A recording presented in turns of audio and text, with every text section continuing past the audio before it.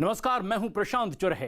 BJP अध्यक्ष पर बंगाल में हुए हमले के बाद बंगाल की सियासत में उबाल आ गया है। बंगाल के राज्यपाल जगदीप धनखड़ ने अब से कुछ देर पहले ही प्रेस कॉन्फ्रेंस करके जेपी नड्डा पर हुए हमले को शर्मनाक बताया। राज्यपाल ने इस हमले के लिए ममता सरकार को घेरा और इस हमले के लिए ममता बनर्जी से माफी की भी मांग की। बीजेपी अध्यक्ष पर हुए हमले पर गृह मंत्रालय सख्त है और गृह मंत्रालय ने पश्चिम बंगाल में कानून व्यवस्था की स्थिति को लेकर डीजीपी और मुख्य सचिव को 14 दिसंबर को दिल्ली तलब किया है। इसके अलावा अमित शाह 19 दिसंबर को बंगाल दौरे पर जाएंगे।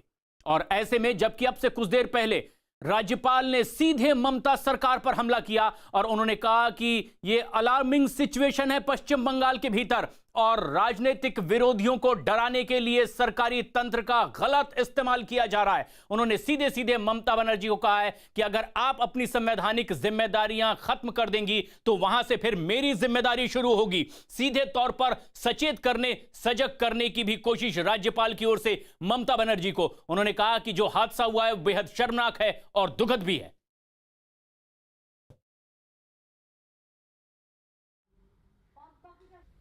That happened yesterday are most unfortunate. They are a slur on our democratic fabric. Withdrawal of this video with apology will raise her stature, will do justice to rule of law, constitution and our rich Bengali culture. कि इस प्रकार का घटनाक्रम, इस प्रकार के developments अच्छे नहीं है। 8 बजे से पहले मैंने राज्य के महानिदेशक डीजीपी से दूरभाष पर चर्चा भी की। सीधे आरोप लगाया गया कि बदले की भावना से ममता सरकार काम कर रही है और किसी को भी जो बंगाल में आए उस भारतीय को बाहरी नहीं कहा जा सकता। जिस तरह से बीजेपी के राष्ट्रीय अध्यक्ष के काफिले पर हमला हुआ है उसे लेकर एक गंभीर स्थिति की ओर इशारा करते हुए राज्यपाल ने एक प्रेस कॉन्फ्रेंस की है और उन्होंने कहा है कि अपने संवैधानिक अधिकारों का इस्तेमाल करें, संविधान के भीतर काम करें ममता बनर्जी। लेकिन उन्होंने कल की घटना के लिए माफी की भी मांग की है। उन्होंने साफ तौर पर हिदायत दी कि एक अलार्मिंग सिचुएशन है कानून व्यवस्था को लेकर। कई बार पत्र लिखा गया है, जवाब तलब किया गया है, तो चाहे कानून व्यवस्था की स्थिति हो या फिर भ्रष्टाचार की, लगातार नाकाम दिखाई दे रही हैं और कोई उचित जवाब मुख्यमंत्री ममता बनर्जी की ओर से नहीं आ रहा है। एक गंभीर आरोप राज्यपाल की ओर से लगाए गए। उन्होंने कहा कि मैं उन्हें सचेत भी कर रहा हूं और मंशा यही है कि पश्चिम बंगाल में शांति व्यवस्था कायम हो। जिस तरह की घटनाएं देखी जा रही है उससे साफ जाहिर होता है कि यहां सरकारी तंत्र का राजनीतिक इस्तेमाल हो रहा है अपने राजनीतिक विरोधियों को डराने के लिए। एक बड़ा और गंभीर आरोप सीधे राज्यपाल की ओर से ममता बनर्जी पर लगाया गया है। उन्होंने जिस तरह की बात कही है उसे लेकर अब डीजीपी को भी तलब किया गया है और मुख्य सचिव को भी। अमित पांडे हमारे सहयोगी इस वक्त हमसे सीधे जुड़ रहे हैं। अमित, अगर डीजीपी को तलब किया जाता है, मुख्य सचिव को तलब किया जाता है, तो जो सवाल जवाब किए जाएंगे वो तो होंगे ही, जवाब भी देना पड़ेगा, लेकिन कार्रवाई क्या इसके बाद कुछ हो सकती है? कि ये पहला स्टेज है। जब भी किसी राज्य की कानून व्यवस्था जब बिगड़ती है तो गृह मंत्रालय की तरफ से सवाल पूछा जाता है, क्योंकि गृह मंत्रालय देश भर की वो नोडल एजेंसी है जो ये निगरानी करती कि कानून व्यवस्था पालन हो रही है कि नहीं। और उसी क्रम में पश्चिम बंगाल के डीजीपी और मुख्य सचिव को समन किया गया है। तो सबसे पहला ये देखना होगा कि क्या ये दोनों लोग आते हैं या नहीं आते, और अगर आते हैं तो क्या क्या बिंदु अपने सामने रखते हैं। और जो बिंदु सामने रखेंगे, गृह सचिव से इन दोनों आला अधिकारियों की मुलाकात है। मतलब देश के गृह मंत्रालय के सबसे आला अधिकारी ने बुलाया है पश्चिम बंगाल के 2 सबसे आला अधिकारियों को। तो दोनों जब वार्ता होगी, वार्ता के बाद क्या किस तरीके से वो संतुष्ट करते हैं उसके बाद ही ये निर्भर करेगा कार्रवाई होगी या क्या अगला कदम उठाता है। लेकिन ये भी अपने आप में बहुत अहम है कि पिछले कुछ वक्त में ये पहली बार देखा जा रहा है जब कानून व्यवस्था को लेकर इस तरह से डीजीपी और मुख्य सचिव को दिल्ली तलब कर लिया गया हो। आशिका सिंह हमारे सहयोगी कोलकाता से जुड़ रही हैं। आशिका, प्रेस कॉन्फ्रेंस की आप वहीं मौजूद भी थी। क्या सीधे आरोप ममता बनर्जी पर लगे? राज्यपाल ने जब प्रेस कॉन्फ्रेंस की, सबसे बड़ी बात क्या निकल कर आई? देखिए प्रशांत, शब्दावली जो राज्यपाल ने इस्तेमाल की उस वो गौर करने वाली है। पॉलिटिकल पुलिस, ये अपने आप में एक बड़ा बयान है राज्यपाल का। उनका ये कहने का मतलब है कि पुलिस का इस्तेमाल राज्य सरकार कर रही है। पुलिस की भूमिका पर जो सवाल बीजेपी उठा रही है वही राज्यपाल भी उठा रहे हैं। उन्होंने जो रिपोर्ट सौंपी है उसमें ये कहा है कि जो चूक हुई है सुरक्षा में उसकी बात कही है। यही बीजेपी भी लगातार परसों से कह रही थी। इस घटना का अंदेशा था, ये भी मैं आपको बता दूं कि बीजेपी की तरफ से राज्यपाल को पहले ही बताया गया था। राज्यपाल ने जो आज कहा वो ये चौंकाने वाला था। उन्होंने कहा कि उन्होंने घटना के पहले ही कल सुबह प्रमुख सचिव को, डीजीपी को संदेश भेजा था, बताया था कि ऐसी घटना हो सकती है। जिसके बाद प्रमुख सचिव का जो संदेश आया था वो भी पढ़कर उन्होंने सुनाया, जिसमें ये कहा गया था कि सुरक्षा चाक चौबंद कर दी गई है। बावजूद इसके जो घटना कल हुई वो उसके बाद राज्यपाल का ये कहना है कि मैं सख्ते में आ गया। और फिर जब साल भर तक तलब करने के बाद सीएस और डीजीपी दोनों नहीं पहुंचे थे, कल की घटना के बाद वो वहां पर आनन फानन में पहुंचे हैं, पर जो रिपोर्ट मांगी गई थी कुछ भी लेकर नहीं आए। तो ये बड़ी खबर आप दे रही हैं आशिका कि जिस तरह से रिपोर्ट तलब की गई थी डीजीपी की ओर से, ना रिपोर्ट दी गई और पहले ही सजग करने के बावजूद यह घटना हुई जिसकी आशंका राज्यपाल ने पहले ही जाहिर कर दी थी। लेकिन उधर पश्चिम बंगाल बीजेपी के प्रभारी कैलाश विजयवर्गीय ने ममता बनर्जी पर भी बड़ा हमला बोला है। न्यूज 18 से खास बातचीत में विजयवर्गीय ने कहा कि कल डायमंड हार्बर में कुछ पल के लिए तो मानो यूं लगा कि वो पाकिस्तान में है। उन्होंने यह भी बताया कि घटना के बाद प्रधानमंत्री ने भी फोन करके हालचाल पूछा है। आपको लगता है कि सिर्फ पुलिस बेलगाम हो गई है पश्चिम बंगाल में, या मसला कुछ और है? कानून व्यवस्था को लेकर हालांकि आप ममता सरकार को घेरते रहे हैं, क्योंकि आप लोगों की तरफ से यह भी आरोप लगाया गया है कि जो हमला हुआ उसके पीछे टीएमसी के कार्यकर्ता थे। तो यह महज कानून व्यवस्था का मसला है, पुलिस बेलगाम है या वजह कुछ और? देखिए, दो चित्र हैं। सिलीगुड़ी में युवा मोर्चे के कार्यकर्ताओं ने सरकार में भ्रष्टाचार के खिलाफ प्रदर्शन किया। सिलीगुड़ी में वहाँ पुलिस टीयर गैस का उपयोग करती है, वहाँ पुलिस पैलेट गन चलाकर कार्यकर्ताओं के ऊपर हमला करती है, वहाँ लाठीचार्ज करती है, वहाँ वाटर कैन का उपयोग करती है, जबकि वह राजनीतिक दल के कार्यकर्ताओं का घोषित कार्यक्रम था। कल वहाँ गुंडों की गुंडाई थी। वहाँ पर जानकारी हमने शासन, प्रशासन, केंद्र सरकार सबको दे दी थी। यदि वो गुंडे पुलिस के सामने उसके बाद भी गुंडाई करें, जानलेवा हमला करें, एक सेकंड के लिए तो हमें ऐसा लगा कि पुलिस खड़ी हुई है, लोग हमको मार रहे हैं, हमारे ऊपर पत्थरों की बारिश कर रहे हैं, हम अपने देश में हैं कि कहीं दूसरे देश में, कि पाकिस्तान में तो नहीं आ गया, ऐसा हमें थोड़ी देर के लिए लगा। क्योंकि जिस तरीक़ा का हमला हुआ, जिस तरह का खतरा वहाँ हमें दिखा, वो बहुत चिंताजनक था। और मैं समझता हूँ ईश्वर की कृपा से वहाँ से बच के निकले। और ये जो सरकार का फेल्योर है, ये निश्चित रूप से ममता जी को मुख्यमंत्री बने रहने का अधिकार नहीं देता है। कैलाश विजयवर्गीय जी, वही थोड़ा सा समझने की कोशिश कर रही हूँ मैं आपसे कि दो बातें हैं। एक तो ये कि ममता बनर्जी की भी नहीं सुन रही है वहां की पुलिस, इतनी बेलगाम हो गई है। दूसरी बात ये कि जानबूझकर पुलिस पर कंट्रोल नहीं किया जा रहा है, क्योंकि आप लोग तो यही आरोप लगाते रहे हैं कि जब जब बीजेपी के नेता कोई भी कार्यक्रम करते हैं, किसी घटनास्थल पर जाने की कोशिश करते हैं, तो ममता सरकार रोक देती है, ममता सरकार पुलिस पर दबाव डालती है। तो ये दो बातें हैं, या तो ममता सरकार, ममता बनर्जी पुलिस को हैंडल नहीं कर पा रही हैं, या फिर जानबूझकर निशाना बनाया जा रहा है। देखिए, मेरा ख्याल है कि आप ये जो प्रश्न मुझसे कर रहे हैं, उत्तर भी आपके सामने ही, और आपके टीवी पे कल हमने देखा कि घटना हुई, घटना बहुत शर्मनाक थी। आपने भी कहा शर्मनाक है, सारा देश कह रहा शर्मनाक है। उस समय मुख्यमंत्री की भूमिका क्या होना चाहिए थी? मुख्यमंत्री का बयान क्या आया? मुख्यमंत्री जी ने कहा कि ये तो उन्होंने ही करवाया, मतलब इस घटना के ऊपर उन्होंने संरक्षण देने की कोशिश की। यह घटना में जो भी कुछ हुआ वो बीजेपी के लोगों ने किया, पुलिस ने कुछ नहीं किया, टीएमसी के गुंडों ने कुछ नहीं किया।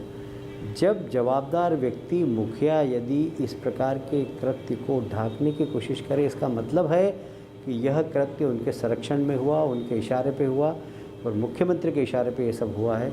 और इसलिए मैं नहीं समझता कि मुख्यमंत्री ममता जी को मुख्यमंत्री बने रहने का अधिकार है।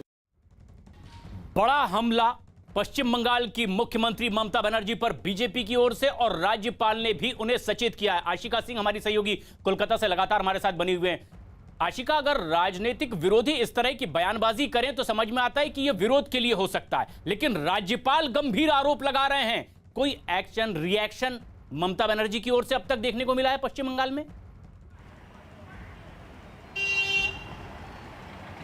देखिए, ममता बनर्जी की जहां तक बात करते हैं, उन्होंने तो कल ही घटना के बाद ये कह दिया था कि जो भी हुआ वो सब बीजेपी ने सजा कर किया है, वो सब बीजेपी का नाटक था। नाटक शब्द का प्रयोग किया उन्होंने। राज्यपाल की बात करें तो कानून व्यवस्था को लेकर के लगातार राज्यपाल राज्य सरकार से जो है शिकायत करते रहे हैं, मुखर रहे हैं, इस पर आवाज़ उठाते रहे हैं।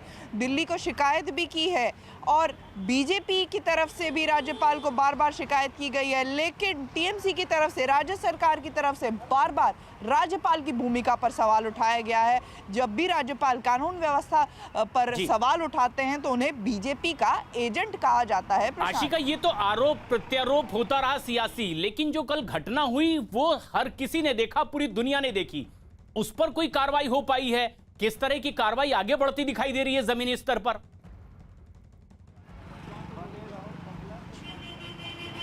घटना के कुछ घंटे ही बीते थे कि पश्चिम बंगाल पुलिस ने ट्वीट करके ये कहा कि जो भी हुआ उसमें कोई और शामिल नहीं था, बल्कि जो रास्ते पे खड़े लोग थे वो गुजरते हुए गाड़ी के ऊपर उन्होंने पत्थरबाजी कर दी और नड्डा का काफिला जो है वो सकुशल पहुंच गया। बावजूद इसके उन्होंने कहा कि जांच की जाएगी। तो अगर एक तरफ पुलिस की तरफ से ये कहा गया कि कुछ हुआ ही नहीं है, तो फिर जांच किस चीज़ की जाएगी?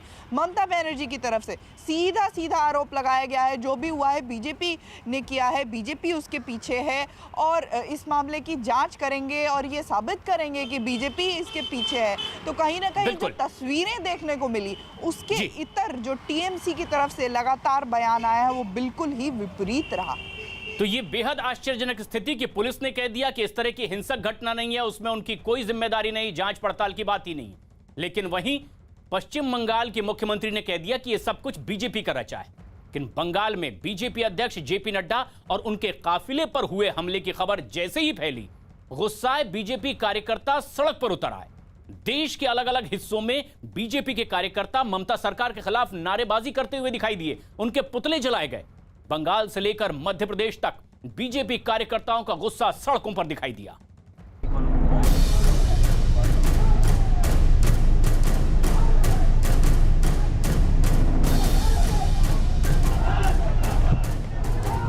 बीजेपी के राष्ट्रीय अध्यक्ष पर बंगाल में हमला हुआ तो पार्टी के कार्यकर्ता तिलमिला उठे और तृणमूल कांग्रेस का विरोध जताने के लिए सड़कों पर निकल पड़े।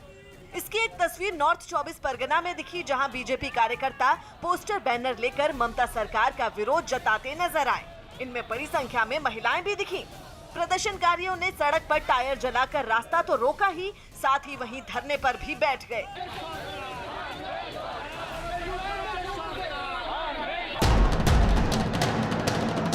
कुछ ऐसी ही तस्वीर बंगाल के ही दुर्गापुर में भी दिखी, जहां गुस्साए बीजेपी कार्यकर्ता पार्टी का झंडा लेकर नारेबाजी करते हुए सड़क पर जमा हो गए और उन्होंने बीच सड़क पर ही धरना दे दिया।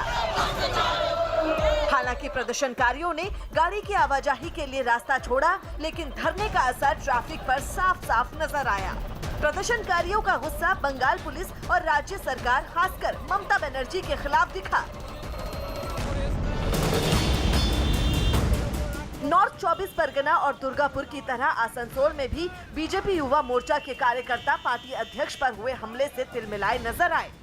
आसनसोल में बीजेपी कार्यकर्ता अचानक शहर के मुख्य चौराहे पर पहुंच गए और बीच सड़क पर नारेबाजी करते हुए धरना दे दिया। कार्यकर्ताओं ने राज्य सरकार पर बीजेपी कार्यकर्ताओं पर अत्याचार करने का आरोप लगाया और ममता सरकार को बंगाल से उखाड़ फेंकने की प्रतिज्ञा ली। যারা ভাবছেন এই বোমার গুলি করে সন্ত্রাস করে ভারতীয় জনতা পার্টিকে আটকাবেন, তাদেরকে বলি শেষে শুরু হয়ে গেছে, আর কটা দিন অপেক্ষা করুন। যারা এই সন্ত্রাস চালাচ্ছেন আর বোমাগুলি চালাচ্ছেন তাদের ব্যবস্থা গণতান্ত্রিক উপায়ে ভারতীয় জনতা পার্টি সরকার পশ্চিমবঙ্গে প্রতিষ্ঠা হয়ে অবশ্যই হবে, এটাই আমাদের প্রতিজ্ঞা।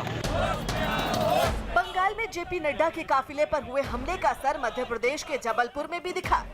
जहां गुस्साए बीजेपी कार्यकर्ताओं ने ममता बनर्जी के खिलाफ नारेबाजी की और उनका पुतला फूंक दिया। भारतीय जनता पार्टी के 130 लोगों ने लोकतंत्र को बचाने के लिए अपने प्राणों की आहुति पश्चिम बंगाल में दी। उस पार्टी के राष्ट्रीय अध्यक्ष के ऊपर आज जो है ममता बनर्जी की सरकार ने हमला कराया है। भारतीय जनता पार्टी का प्रत्येक कार्यकर्ता सड़क पर है।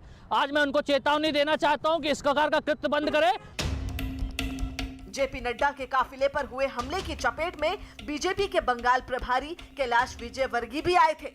हमले में कैलाश विजयवर्गीय की गाड़ी के शीशे चकनाचूर हो गए और उन्हें भी चोट लगी। ये खबर उनके शहर इंदौर पहुंची तो शहर के बीजेपी कार्यकर्ताओं का पारा आसमान पर चढ़ गया। बीती रात ही बीजेपी कार्यकर्ता इंदौर की सड़कों पर निकल आए और एक जगह जमा होने के बाद उन्होंने ममता बनर्जी के पुतले फूंक डाले। गुस्सा तो दिल्ली में भी बीजेपी कार्यकर्ताओं में दिखा। अपने राष्ट्रीय अध्यक्ष पर हमले से नाराज बीजेपी के 4 कार्यकर्ता बीती रात अचानक दिल्ली में बंगाल भवन पर पहुंच गए और नारेबाजी करने लगे। हालांकि मौके पर ही पुलिस ने इन चारों को दबोच लिया और हिरासत में ले लिया। इसके बाद दिल्ली में बंगाल भवन के आसपास सुरक्षा बढ़ा दी गई।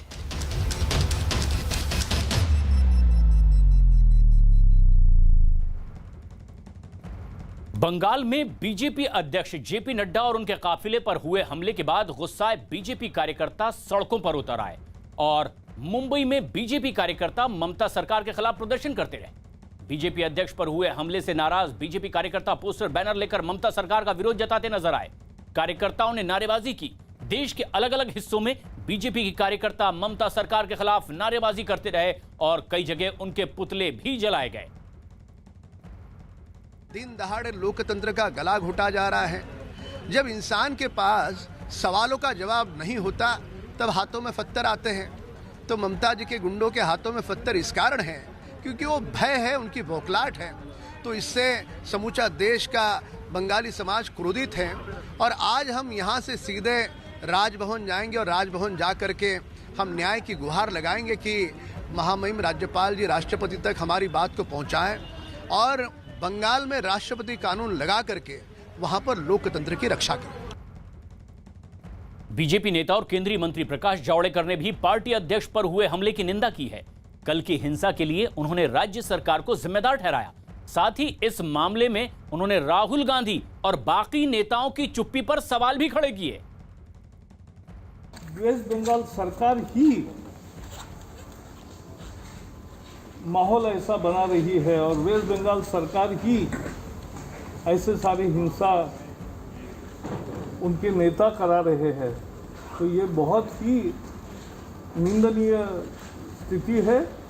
कल बाल बाल बचे, नड्डा जी ने कहा। ऐसा लोकतंत्र नहीं है ये। This is not democracy. और मैं पूछना चाहता हूँ, वो जो सारी राहुल गांधी और बाकी अपोजिशन पार्टी है वो अब क्यों चुप है?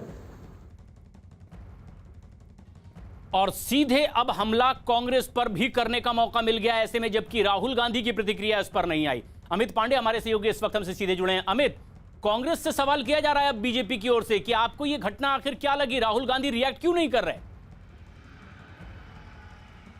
देखिए, बीजेपी की ओर से ये बयान इसलिए मायने रखता है क्योंकि अक्सर इससे पहले राहुल गांधी के बयान देखे जाते थे अलग अलग राजनीतिक मुद्दों पे। तो चूंकि राष्ट्रीय पार्टी है, राष्ट्रीय पार्टी के अध्यक्ष के ऊपर ऐसी घटना हुई तो जाहिर सी बात है कि अब इन्होंने ये सवाल उठाया कि कांग्रेस क्यों इस पूरे मुद्दे में चुप्पी साध रही है। और जब आने वाले दिनों में हम ये देखेंगे कि इस मामले में राजनीतिक बयानबाजी का दौर है वो और ज़्यादा बढ़ेगा क्योंकि वहाँ पर कांग्रेस सीपीएम के साथ और बीजेपी और तृणमूल कांग्रेस 3 अलग अलग धड़े यहाँ पर होंगे। तो कैसे आगे इस पूरे मुद्दे को देखा जाएगा, इस पर भी सबकी नजर रहेगी।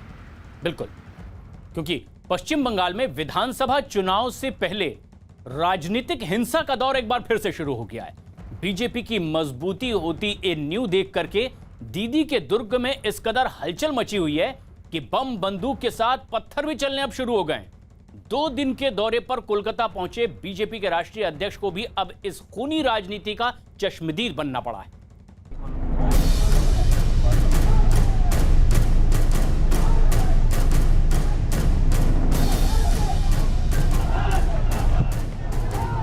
बीजेपी के राष्ट्रीय अध्यक्ष पर बंगाल में हमला हुआ तो पार्टी के कार्यकर्ता तिलमिला उठे। और तृणमूल कांग्रेस का विरोध जताने के लिए सड़कों पर निकल पड़े। इसकी एक तस्वीर नॉर्थ 24 परगना में दिखी, जहां बीजेपी कार्यकर्ता पोस्टर बैनर लेकर ममता सरकार का विरोध जताते नजर आए। इनमें बड़ी संख्या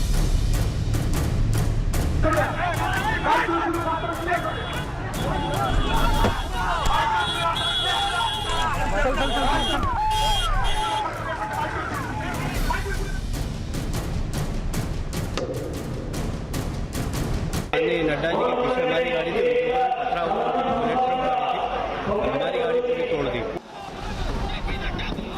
नड्डा जी का गाड़ी का ऊपर आक्रमण हुआ था, कैलाश जी का गाड़ी का कांच वांच टूट दिया था।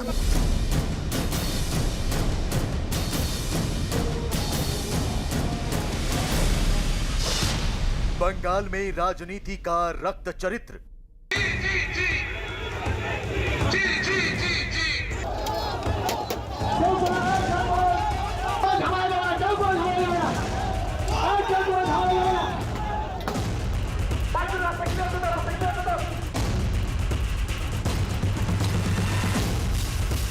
उसको रोक करके मोबाइल, हमारे पॉकेट से मोबाइल, पैसा, हम लोग दोबारा से इस पर विचार करें।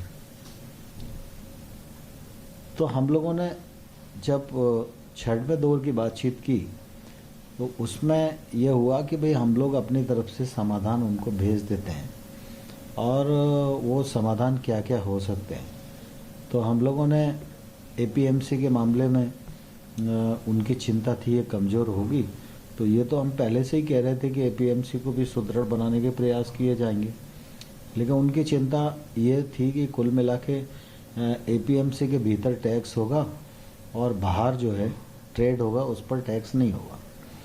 तो हम लोगों ने कहा कि भाई राज्य सरकार प्राइवेट मंडी को भी रजिस्टर्ड कर सकती है और उस पर वो टैक्स लगा सकती है जैसा कि अंदर लगा हुआ है, तो ये लेवल प्लेइंग फील्ड हो जाएगा, तो कोई दिक्कत नहीं है और इसमें आपका समाधान हो सकता है। न्यायालय के जो बात थी तो हमने कहा आपको लगता है एसडीएम के न्यायालय में समाधान नहीं हो पाएगा, तो हम जुडिशली के रास्ते भी खोलने पर विचार कर सकते हैं। जो ट्रेडर है आप कहते हैं पैन कार्ड से खरीद करेगा तो धोखाधड़ी हो सकती है, तो उसका भी रजिस्ट्रेशन राज्य सरकार कर सकती है।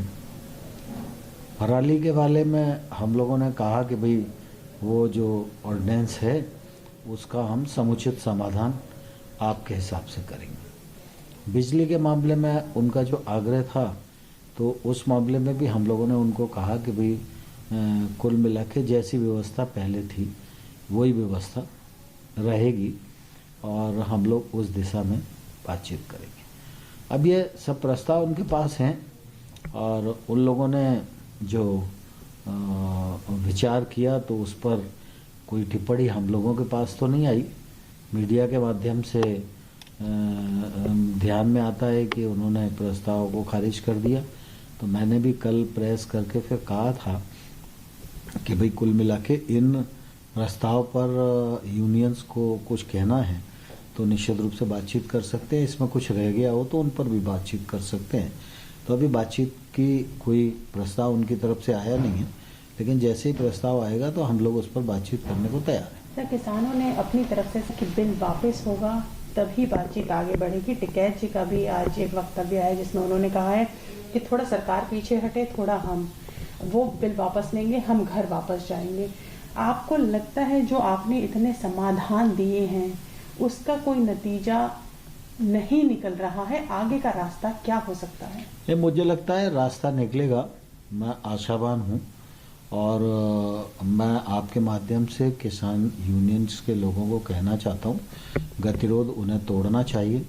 सरकार ने आगे बढ़कर प्रस्ताव दिया है, सरकार ने उनकी जो मांगे हैं उनको समाधान करने के लिए प्रस्ताव उनके पास भेजा है और कोई भी कानून में जो प्रावधान पर आपत्ति होती है तो प्रावधान पर ही चर्चा होती है और जो आपत्ति उनके ध्यान में आई उन आपत्तियों को निराकरण करने की हमने कोशिश प्रस्ताव में की है और इसलिए उन्हें आंदोलन समाप्त करने करके और वार्ता का रास्ता अपनाना चाहिए। अगर कोई बात और भी करने की ज़रूरत है तो सरकार बात करेगी। सर, संसद में पास होने के बाद सरकार ले सकती है, और अगर ले सकती है उसका कोई प्रोविजन है? और इससे महत्वपूर्ण सवाल कि सरकार क्या सोचना भी चाहती है कि इनमें से कोई कानून वापस हो जाए? नहीं, देखिए सवाल इसका है कि भारत सरकार ने जो कानून बनाया बहुत सोच समझ के बनाया, विचार पूर्वक बनाया, किसानों के जीवन स्तर में बदलाव लाने के लिए बनाया, किसानों के साथ जो वर्षों से अन्याय हो रहा है उसको दूर करने के लिए बनाया, किसान बेहतर जिंदगी जी सकें, फायदे की खेती कर सकें, इस नीयत से कानून बनाया है। लेकिन फिर भी हम ऐसा मानते हैं कि हम ही सर्वशक्तिमान नहीं हैं, यूनियंस के दिमाग में भी कोई बात हो सकती है, तो बात करके उसमें सुधार करने के लिए सरकार तैयार है। सर, सरकार तैयार है, डेट लेंगे, क्योंकि सरकार की जिम्मेदारी किसानों के प्रति है पर आम आदमी के प्रति भी है, जिसको दिक्कतों का सामना करना पड़ रहा है बॉर्डर ब्लॉक होने की वजह से। अब तो किसान संगठन ये भी कह रहे हैं कि वो इंटेंसिफाई करेंगे अपनी इस एजिटेशन को। मैं आपके माध्यम से किसान यूनियंस के लीडर्स को और किसानों को कहना चाहता हूं कि आंदोलन जब होता है तो किसानों को भी परेशानी हो रही है। सर्दी का सीजन है, कोविड का संकट है, किसान बड़ी रिस्क में पड़े हुए हैं और लीडर्स जो है उसमें बढ़कर जो नेतृत्व करना चाहिए और किसानों के हित की बातों को डिस्कस करना चाहिए, उसमें कहीं ना कहीं कोई गतिरोध शायद होगा जिसके कारण वह बात नहीं बढ़ पा रही है। लेकिन आंदोलन से जनता को भी परेशानी होती है और जनता दिल्ली की परेशान हो रही है, इसलिए जनता के हित में, किसानों के हित में उनको अपने आंदोलन को समाप्त करना चाहिए और वार्ता से, चर्चा से मुद्दों को हल करने का प्रयास करना चाहिए। सर, रेल रोकने का भी उन्होंने रोकेंगे, आपको लगता है सरकार के पास कोई प्रिकॉशनरी प्रिवेंटिव एक्शन है ताकि जनता को भी परेशानी ना हो और ये आंदोलन उस तरीके से डैमेज ना करे गवर्नमेंट प्रॉपर्टी को और रेल ना रुके?